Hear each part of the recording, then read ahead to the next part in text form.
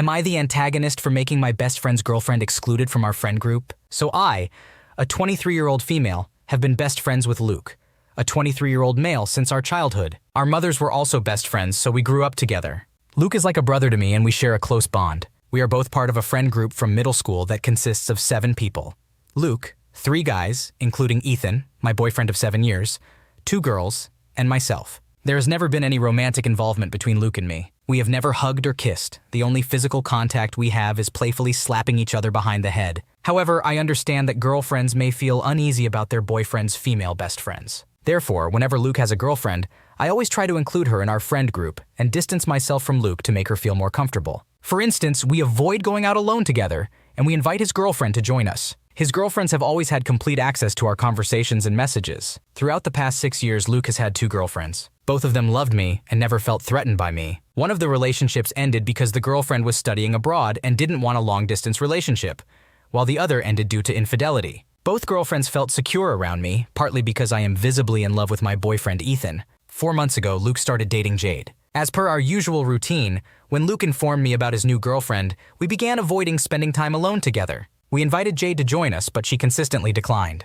Out of respect for her, we refrained from doing anything without her. 1 month ago, I received a text from Jade asking me to stop texting Luke in the evenings. In that context, I had sent him a picture of a manga my boyfriend had bought me. I immediately apologized and ceased texting Luke after 6 p.m. 2 weeks ago, Jade requested a meeting to talk. During our conversation, she expressed that she had been contemplating the situation and believed it would be best if I started declining invitations from our friend group. She no longer wanted me around Luke. I tried to reassure her, explaining that Luke and I have no romantic feelings for each other and that I'm in a happy relationship. However, she accused me of playing innocent and insisted that I leave. Considering Luke's feelings for Jade, I thought it would be best for him if I started declining invitations from our friend group. Ethan became concerned and repeatedly asked if he had done something wrong. Eventually, I shared Jade's request with him so he wouldn't blame himself for any mistakes. Ethan became infuriated and told our entire group about Jade's request. As a result, everyone is now upset with Jade and has excluded her from the group. She called me an hour ago, yelling at me and blaming me for everything. She called me a homewrecker for allegedly trying to break up her relationship with Luke. I feel terrible because that was never my intention,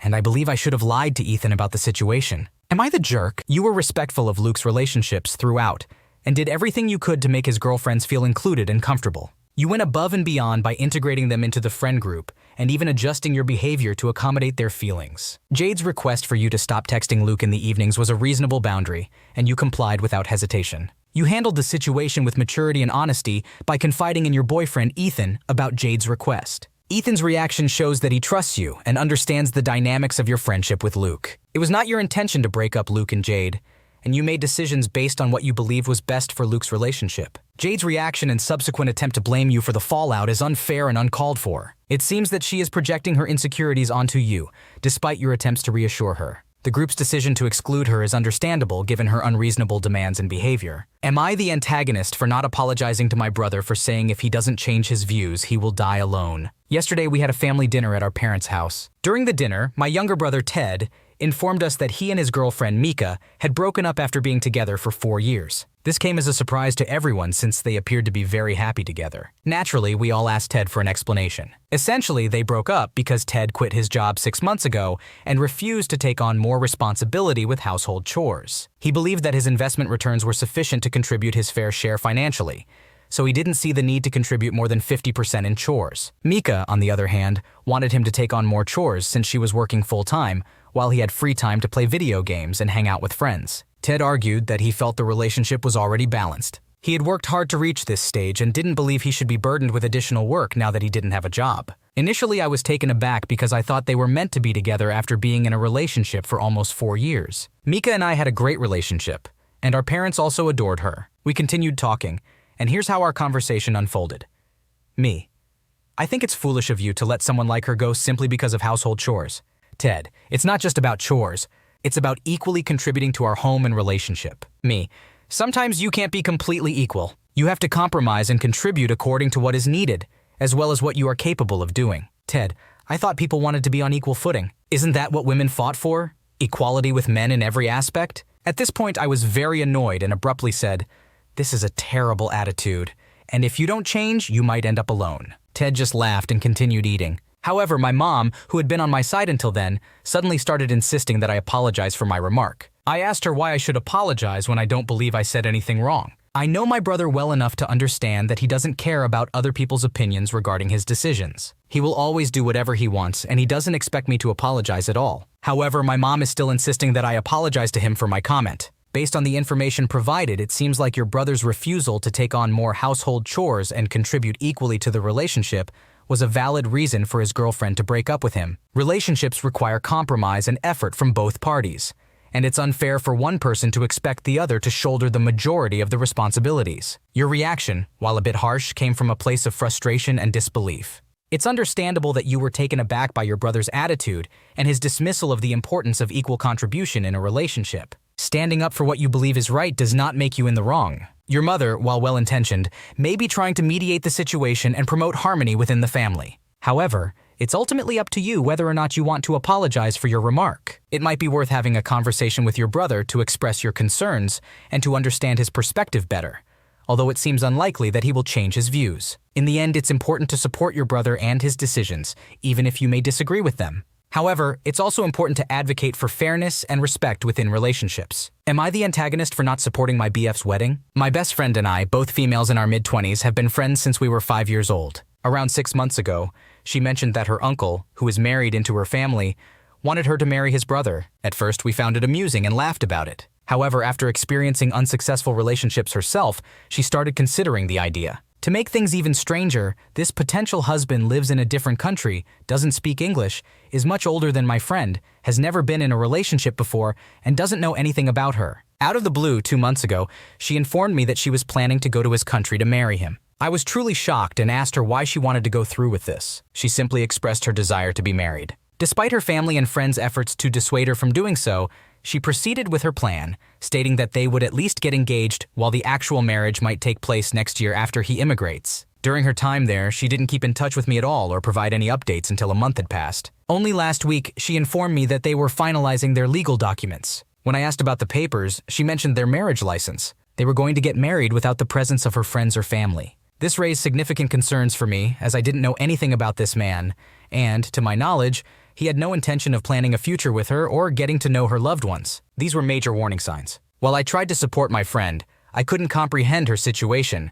and worried about her safety and the permanence of this decision. After she disclosed this to me, I made a final attempt to dissuade her from making this choice. I conveyed that despite loving her and being her best friend, I couldn't support her decision to marry in such a secretive and unfamiliar way, far from her friends and family, in a foreign country, to a man she barely knew. 2 days later, a mutual friend reached out to me, asking if she had suddenly gotten married and what was happening. Perplexed, I checked my Instagram but found no information. I then realized that she had blocked me on social media and had gotten married without involving me or allowing me to be a part of it. The next day I confronted her about blocking me and she responded by labeling me as an unsafe person. She claimed that she didn't want me to cause her anxiety, which is why she had also blocked her own mother. She defended her decision by stating that her now husband makes her feel secure, and she didn't want to wait any longer to get married. According to her, it was her choice, and she had assumed I would be happy for her. I was at a loss for words and found her response immature. Now she is supposed to return and stay with me for a few days, but I find it difficult to want to interact with her after what she has done, blocking me and making negative comments about me. Is it fair for her to completely cut me off after what I said? You expressed your concerns about your friend's decision to marry a man she barely knows, in a different country, and without the support of her friends and family. Your concerns were valid as there were several red flags in this situation. It's understandable that you would be worried for her safety and well-being. Your friend's decision to block you and exclude you from her life after you expressed your concerns seems impulsive and immature. It's unfair for her to expect you to be happy about a situation that you believe is risky and potentially harmful to her. Blocking you without any chance for discussion or explanation indicates a lack of respect for your friendship. Ultimately, it is up to you whether or not you want to talk to her or let her stay with you. It is important to prioritize your own feelings and well-being in this situation. You have every right to be upset and to take some time to determine how you want to proceed in your friendship. Am I the antagonist for refusing to go to a family event because I know I'd be pressured to eat food that goes against my dietary restrictions? I, 22-year-old male, have been living with my parents while searching for a job. It has been challenging to live under their roof again after 4 years, and one of our major points of disagreement is my diet. Since early April, I have been on a body transformation journey. During this time, I have gone from approximately 190 to 160 pounds. I achieved this through a combination of cardio exercises, weight training, and most importantly, keeping track of my calorie and macronutrient intake. I purchase and cook my own groceries, completely taking care of my diet. I only request time to use the kitchen for meal preparation.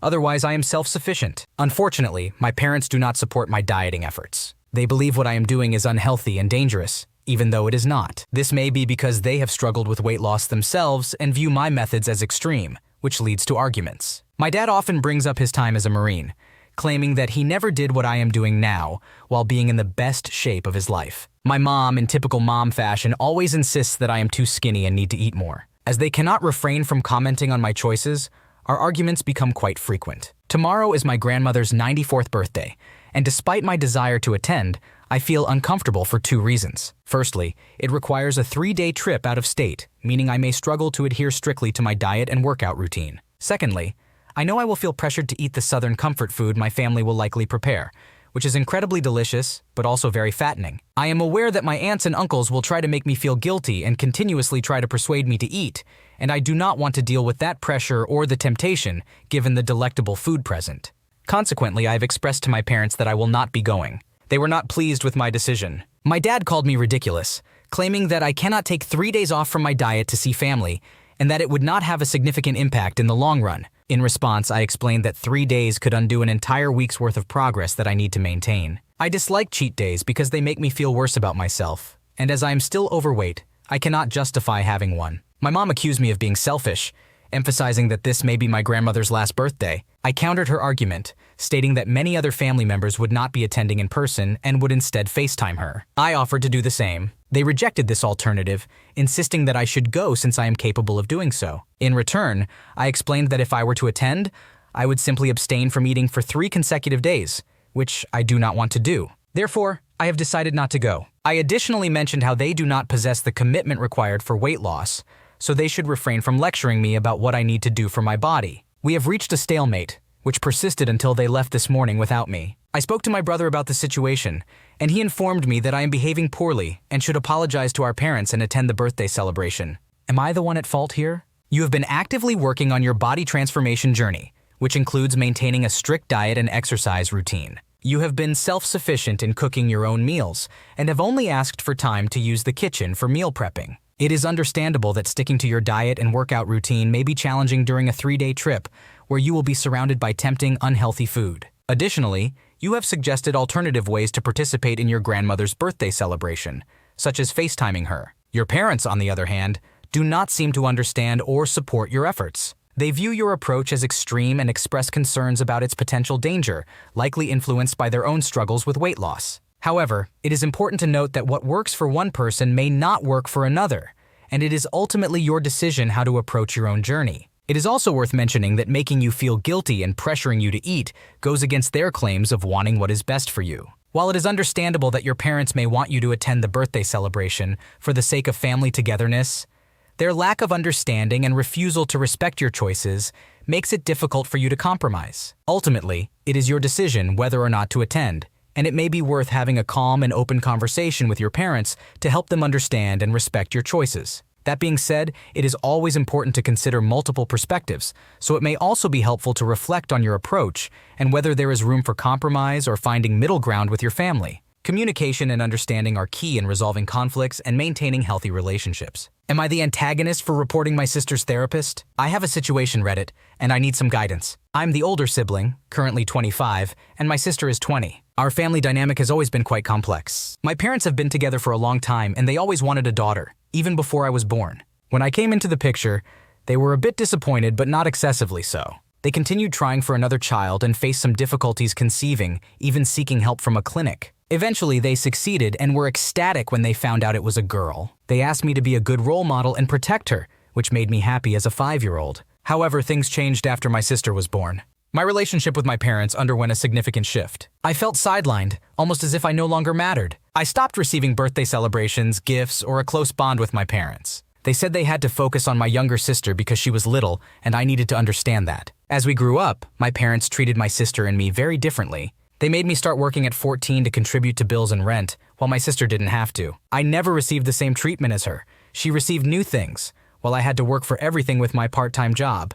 even though I had to give half of my earnings to my parents. My sister was clearly the favorite, and we never had a good relationship. When I turned 18, I worked hard and got accepted into medical school. However, my parents informed me they couldn't afford to assist me financially, which genuinely frustrated me. Despite that, I made the decision to pursue my education and work tirelessly to cover all expenses. Despite the difficulties, I completed my degree and began my residency. Meanwhile, my sister just finished high school and gained admission to an expensive private college. She is living on her own with our parents providing full support. I have somewhat come to terms with their favoritism, keeping my distance as we hardly see each other due to living in different cities. Therefore, when I recently visited, I was taken aback when my sister suggested that we attend therapy together. I thought it might help mend our relationship, but the therapist ended up placing blame on me for all my sister's issues and insisted I step back for her well-being. This infuriated me and I confronted the therapist. Unsurprisingly, my sister and parents took the therapist's side, leaving me extremely angry. Believing that the therapist had acted unethically, I decided to file a complaint against her,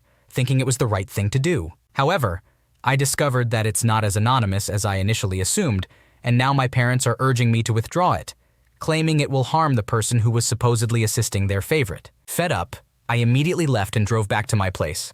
A 6-hour journey, still seething and regretting that I could have handled the entire situation better. Now I can't deny that I am feeling terrible. I despise this situation, and although I don't think I was entirely undeserving of my actions, perhaps I could have approached it differently. So am I the asshole? It sounds like you've been dealing with favoritism and unfair treatment from your parents for a long time. It's understandable that you would feel hurt, neglected, and frustrated by the situation. You've worked hard to achieve your goals and make a life for yourself, while your sister has been given preferential treatment. Your decision to file a complaint against the therapist who seemed to blame you for your sister's issues is valid. It's important to hold professionals accountable for their actions, especially if they are being unethical. Your parents' request for you to withdraw the complaint shows their continued favoritism and disregard for your feelings. It's natural to question whether you could have handled the situation differently, but it's important to remember that you have the right to stand up for yourself and address the injustices you've experienced. Therapy could potentially help you process your emotions and find healthier ways to deal with the complicated family dynamic,